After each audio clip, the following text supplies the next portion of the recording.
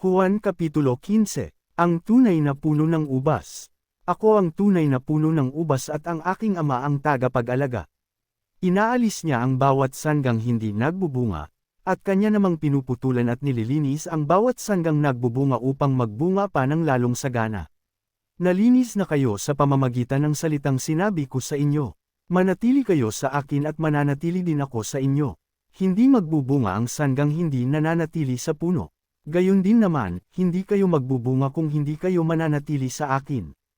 Ako nga ang puno ng ubas at kayo ang mga sanga.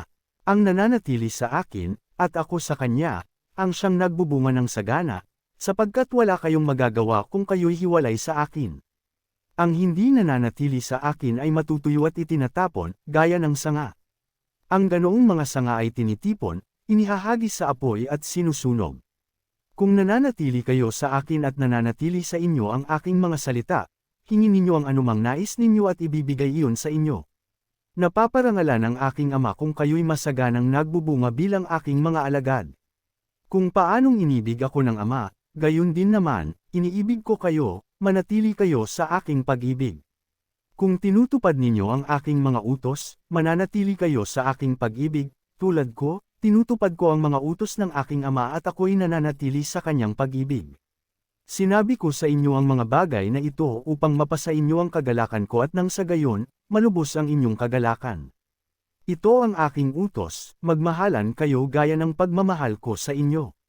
Walang pag-ibig na hihigit pa kaysa pag-ibig ng isang taong nag-aalay ng kanyang buhay para sa kanyang mga kaibigan.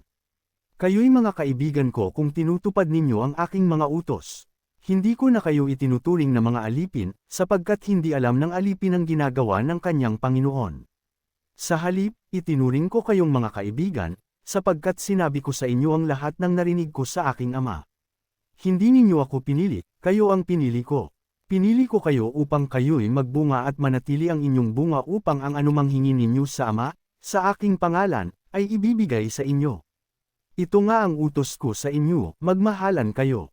Ang pagkapuot ng sanlibutan. Kung napupuot sa inyo ang sanlibutan, alalahanin ninyong ako muna ang kinaputan nila bago kayo.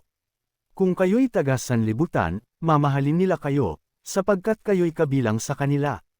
Hindi kayo taga sanlibutan, sila'y napupuot sa inyo dahil pinili ko kayo. Alalahanin ninyo ang sinabi kong ito, walang aliping nakakahigit kaysa sa kanyang Panginoon. Kung ako'y inusig nila, uusigin din nila kayo.